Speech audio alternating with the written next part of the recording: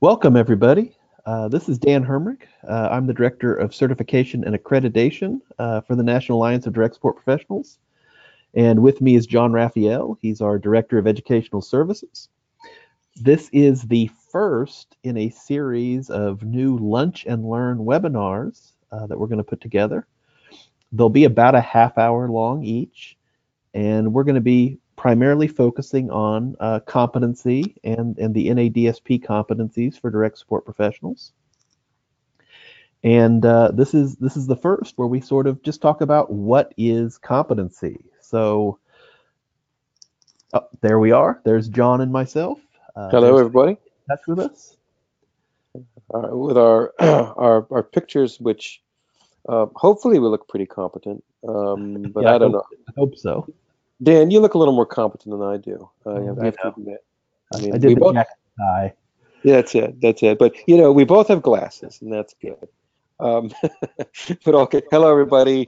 We're gonna have, I think, a really good time this afternoon or this morning, wherever you're at. Again, like Dan said, these are the first in a series we're going to be doing to feature what we know as something that's very important for direct support professionals to understand, which is competency. So that said, Dan, there it is. There it is. This is our Visionary. mission and vision statements.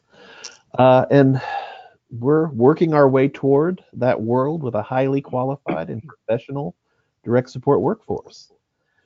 And we know, if you look down at that mission statement, we know to have that highly qualified workforce, we need knowledge, skills, and values. And when we talk about competency, we're really focused on the skills portion of that equation. Yep, exactly. And I think starting right out the gate here, Dan, um, I think we know at the NADSP some of the struggles that I guess the identification that direct support professionals have in our society is that they're not necessarily understood as being professionals.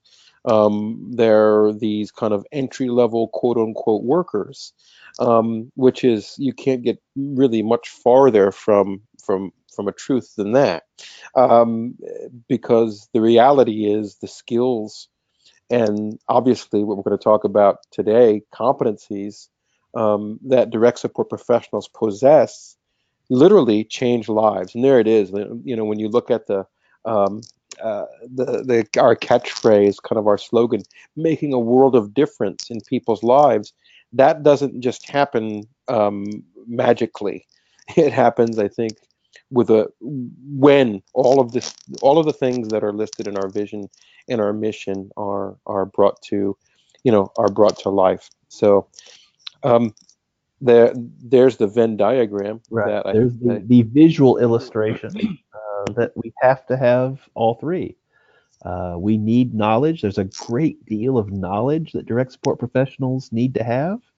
There's knowledge that's common to the field. There's also a lot of person-centered knowledge about the individual people the DSP is supporting. There's history there. There's likes and dislikes, Mhm, interests, goals that DSPs have to be aware of. exactly. Values, of course, come from our NADSP Code of Ethics, and we could certainly go on about that, but we're gonna focus on the skills today. Yes. Uh, the skills are the actual, on the job behaviors. They're the things that direct support professionals are able to do on the job, able to do effectively, and actually put the knowledge and the values into practice. hmm hmm And I think one thing about skills or competencies also, Dan, is that they, like you said, they're behaviors which can be observed. You can watch skill in action, and anybody that's seen any person do anything with any kind of talent or skill, it's you can see it, you can watch it, you can evaluate it, and that's a large part of why competency-based learning and competency-based evaluation is important for direct support. And I think we're going to really get into that deeper in the next few minutes. This is a quote that probably everybody that's on this webinar, this Lunch and Learn webinar, that has spent any time with us, if you've never been with the NADSP in any way, shape, or form, then welcome.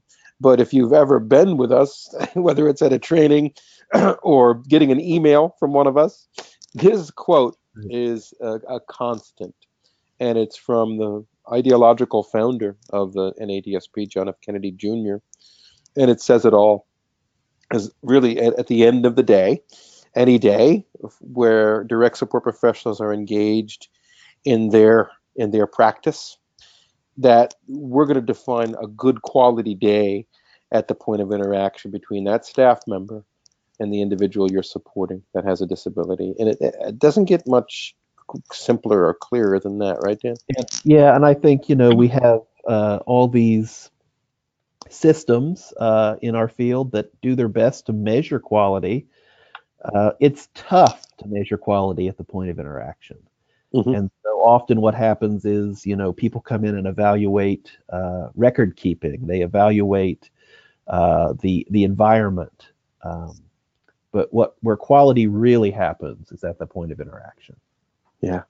And I think, again, quality, when we teach this, because we in training and when we're teaching about anything that the NADSP teaches, we always talk about quality and how quality is and can be kind of subjective, and really is subjective, based quality is in the eye of the beholder, right? Yeah.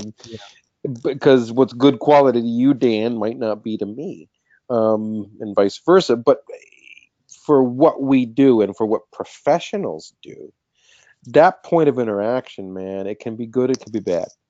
Wonderful things can happen, which we're going to talk about. Incredible things can happen, right? With competent, skilled, ethical direct support professionals doing what they do best. But also, we also know that bad stuff happens, neglect and abuse and terrible things, which that fortunately is not as frequent, but it does happen. And if anything bad should happen, it's a case. One case is bad too much, is bad, is bad enough. But the reality is, this measure of quality, I think the metrics that we're talking about, how to measure it, are based on our competencies. Right. I think that's what our conversation's about today. So let's get to it. So I don't know. I found this really cool little visual that's at the bottom left hand of the screen, that you can all see. I mean, we're going to put up the definition of what competence is as per Webster's dictionary. But take a look at that visual. What do you think of that visual, Dan? I kind of like it. I do, Because, because look what's at the center of all those peripheral ideas and things. yeah. There's a little bit of the Venn diagram kind of vibe into it, but Yeah. I think ultimately, competence is something that's fairly simple to define. And here's what the Webster's dictionary says. Doing something successfully or efficiently. That's Okay. it. Okay, we're done. Yeah. We're And done. that's what direct support professionals do, right? Yeah. I've done trainings for DSPs for many years, and I know that there's a disconnect sometimes between how successful a DSP might be in a training, taking a multiple choice test, and how successful they might be on the job. The stuff in the classroom's about knowledge, and that's absolutely vital. But when you put a DSP on the job, working directly with a person, uh, people that have skills, those skills come out, and that quality happens. Mm-hmm. And just piggybacking on that a little bit, Dan, I'm thinking about, that direct support professional in whatever the venue is, or whatever the situation is that they're doing their work, um, that there's a lot of pressure. There's a lot of direct support professionals have lots of influence around them, whether it's working with multiple people, maybe in some kind of congregate setting. Maybe you work in a group home where there's not only, maybe 5, 6, maybe sometimes 12, sometimes more people that you're responsible for supporting, your fellow staff, right? Hmm. Supervisors, maybe family members, uh, state surveyor people coming every so often to check out to make sure things are going well. There's so many influences and so many also like distractions. um, it's to do something successful or efficient, that's challenging, that's tricky. And I'm always amazed when I go into any kind of setting, or when I was working in direct support myself, that it, it's you don't do it in a vacuum. Right. There's just so many things that can interfere with doing something well. um, and I think when we talk a little bit later about understanding what you're doing based on it being something intentional can Right. help you with all that influence, that outside influence, that noise that comes. You know, the fact is, here's like an example, right, Dan? So you're working in a situation, maybe you're working in a group home setting, and maybe you're supporting people that have real strong personalities and dynamic, dynamic ways that they express themselves, and maybe sometimes people can get aggressive and maybe a little violent. And instead of seeing a situation as, oh my gosh, it's getting out of hand, and chaos is ensuing, and people could get hurt and whatever, instead of that, seeing that situation as a situation where you, as the professional, are engaged in crisis prevention or crisis intervention. It's something. It sounds, oh, like it's, what difference does it make? It makes, I think, an incredible difference for that professional identity, that you're involved in something in that moment, that you're probably used to. If you've done it for years, and maybe you haven't done it, and you weren't measured on how well you intervene with that crisis or prevent that crisis. That's a big difference than just being in a situation where you're working with a lot of dynamic personalities, and maybe you're dealing with a lot of behavioral stuff. That's a big difference. And Yeah, and just, I you know, think it's common for people to look at that when it's done well and act like it's just sort of magic, right? That, oh, this DSP, just something about them. They're just they have a calming influence. They're just so good with the guys. But really, what you're seeing there is the application of skill, yeah, yeah, the assessment as to those early warning signs that all DSPs know about. That if I'm seeing this, I need to focus a little more right. because things are going to escalate from here if I don't intervene. That's it. That's it. And what you just said, seeing things that I know are going to turn into an escalation, that's a competency. That's a skill called assessment. That's, And that said, let's go. Let's go. Here yeah. we go. Um, there's the list.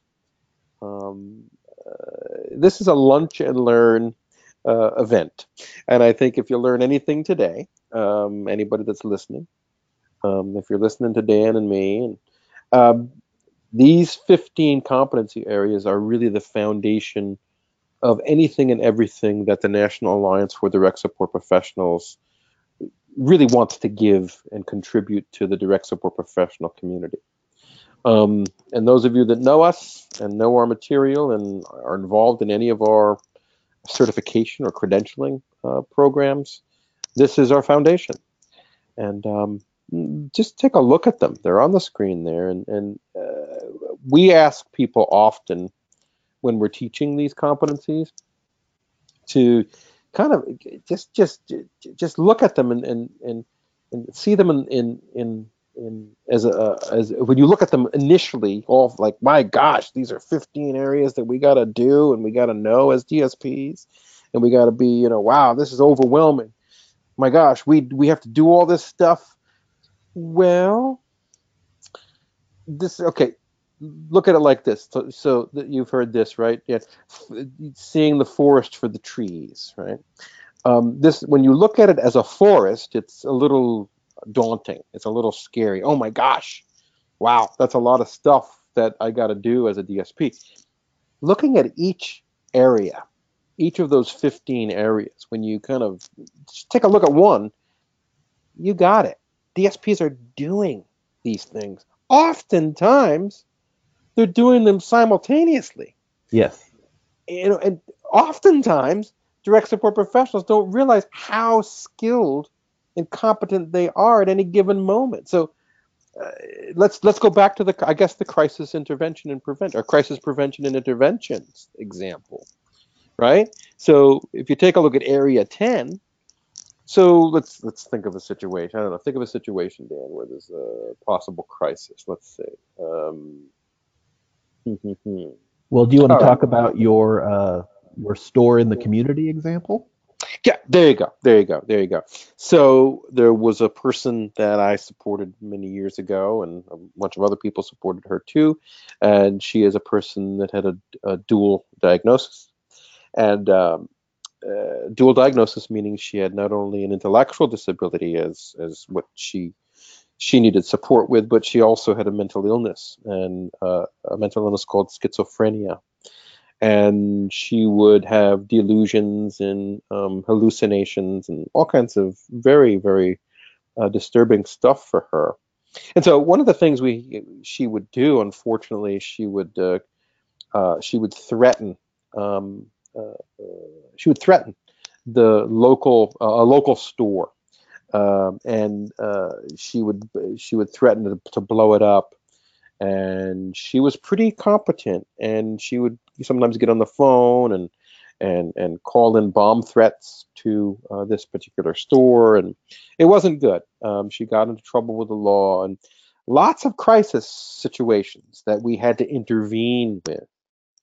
And over the course of time, me and several other people, we would area 12. We documented all these times when she would be uh, upset with this particular store. We didn't know why she was upset with this store, but she was upset with this particular store and she wanted to blow it up. That's basically the thing. And so, area 3, assessment.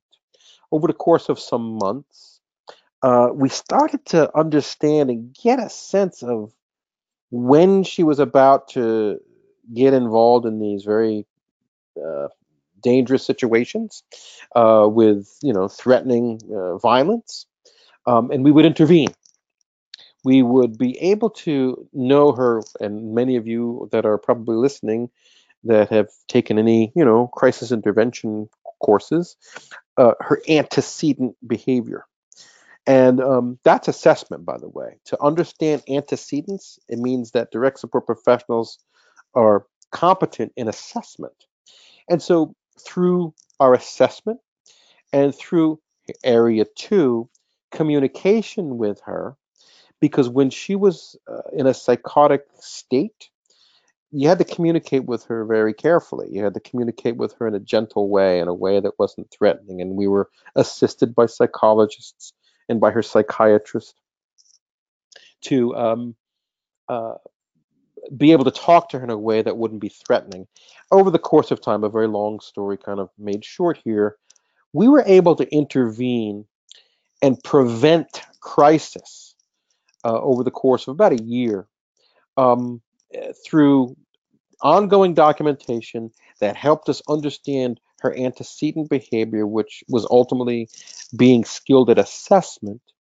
And ultimately, we were able to support her health and wellness in a kind of a person-centered way. And if you're following me here, you're probably kind of connecting the dots to all these competency areas that our work with this woman over the course of about a year, we're able to prevent her from threatening the store anymore, which helped her life out in terms of her quality of life.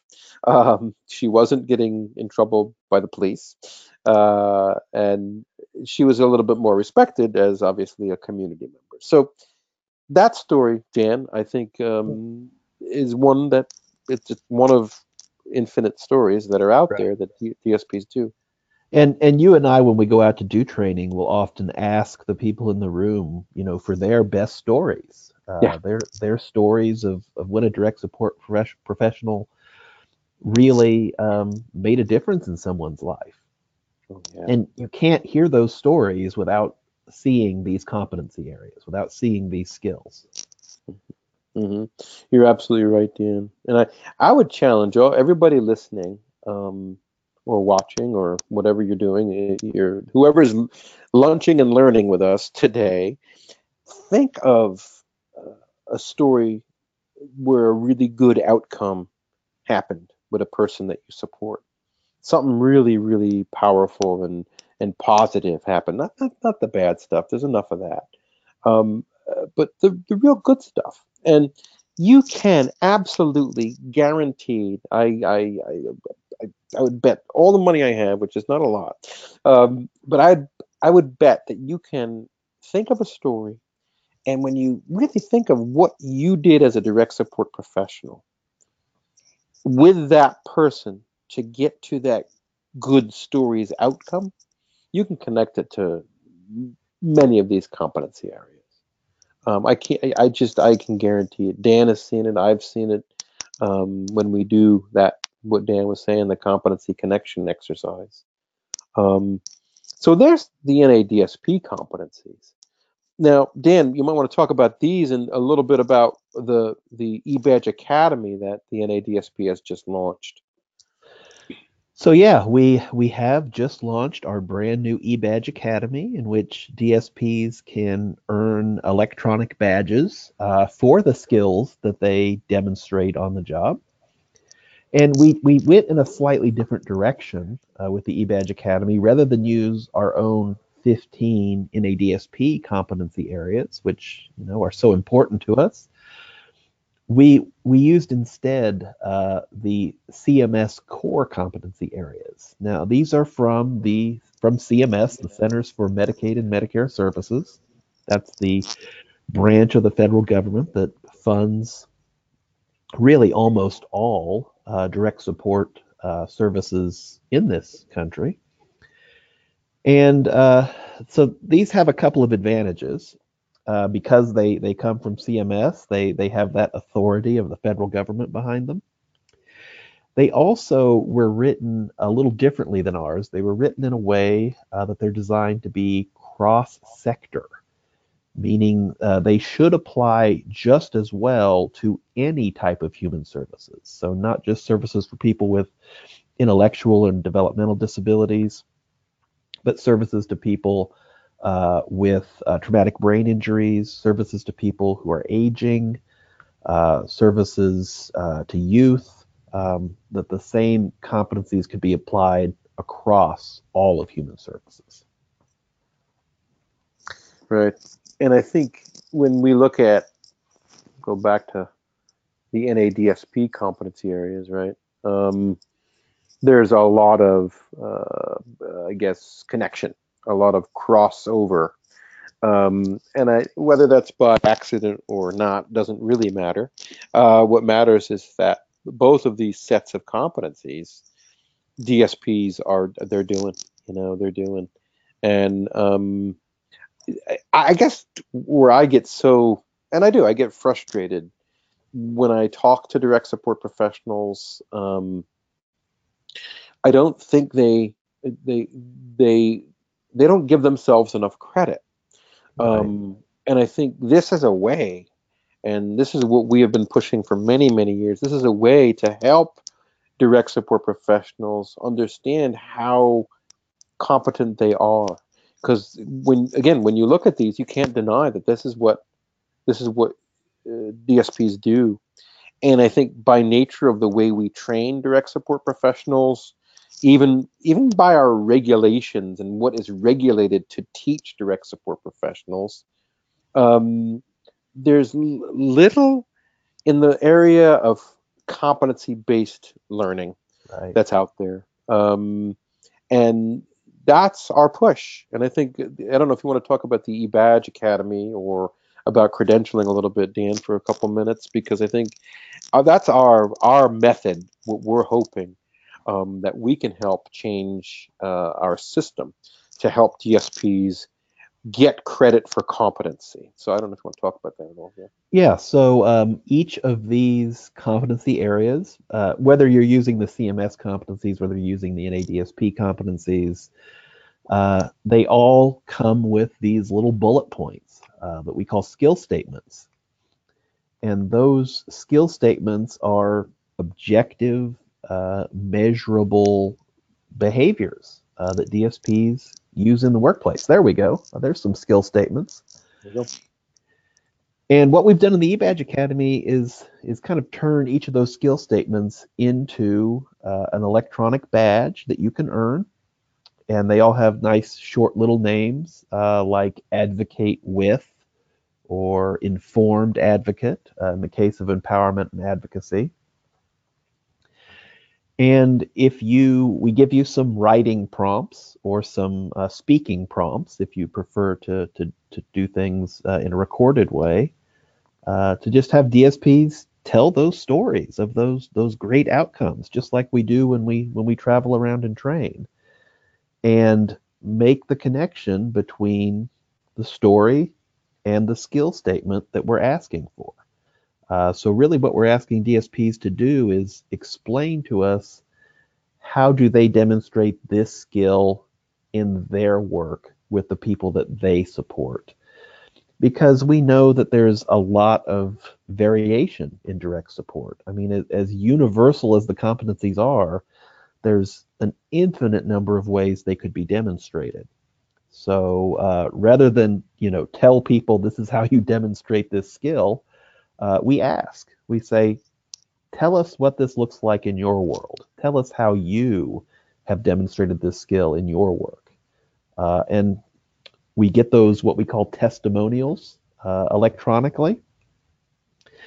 We review them. And if they line up with our expectations for that badge, then we award a badge to that DSP. And eventually you can accumulate these badges and use them to earn a certification, the same certification levels that we've offered in the past through our traditional portfolio-based certification program. You know what I'm going to do, Dan? I'm just going to quickly just show people a little bit of the badges. There's the badges, some of them, And there they are. These are all little pieces of competency, because that's what this Lunch and Learn's about, is what is competency. Well, this is what, at least at the NADSP, what we are going to use as a measure of direct support competency for And direct support John, if you professionals. want to hover over any random badge, Sure. it will show the skill statement that's associated with it. Let's do a fun one. Oh, hold on here. Here, cultural reflection. All right, that's skill statement 11C. The DSP recognizes their own biases and doesn't let them interfere in work relationships. Cool. So I'm thinking, let's see, maybe I'm a Presbyterian, and I'm a Presbyterian, and I'm a Christian person, and suddenly a person comes to my organization for support who is a Muslim, and I don't know much about Islam.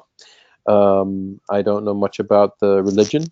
But I'm not going to interfere with that person's religion based on what I practice. Would that be something that would propel me to understand things around this competency area?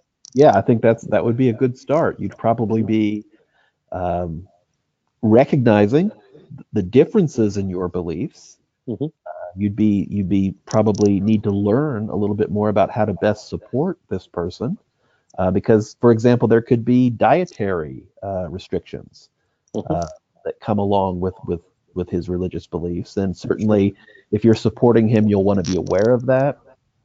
You'll want to take those into account to be truly person-centered. Right, right. And I think the list goes on in terms of you can probably get I think those that are watching and listening can get a sense of what this is about. Um, so wanted to just give you just a quick show of the eBadge Academy. Um, One other thing before we end, when it comes to competencies, we are working more and more as an organization, the NADSP. We are working more and more in the development of frontline supervisors of direct support professionals. And that said, they have a different set of competencies. And frontline supervisors or managers or leaders in organizations that employ direct support professionals, they're not direct support professionals. They often have been direct support professionals, and often very good ones at that. And it doesn't mean that they aren't they don't do direct support anymore, but their role is not direct support.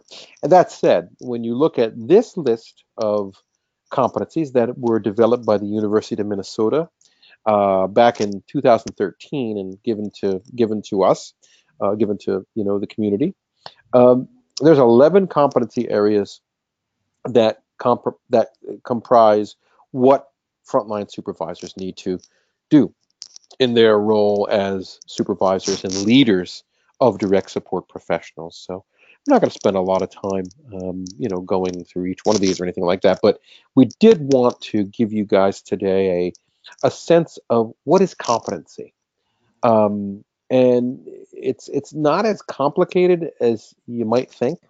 Hopefully, I think we've tried to show that today, and show you and break down what competency means, at least to us, for direct support professionals. Um, but that said, we're just thrilled that you have joined us. It looks like we have a question here, Dan. Hold Oh, on. okay. All right, hold on here, because we're about to wrap up. And let's see, is there a question? Is there a question? It says there is, but hold on. I'm not that competent when it comes to using this machine. Hold on, here we go. Here we go. Somebody is giving us a story. Um, Literally just went through the cultural reflection example to a T.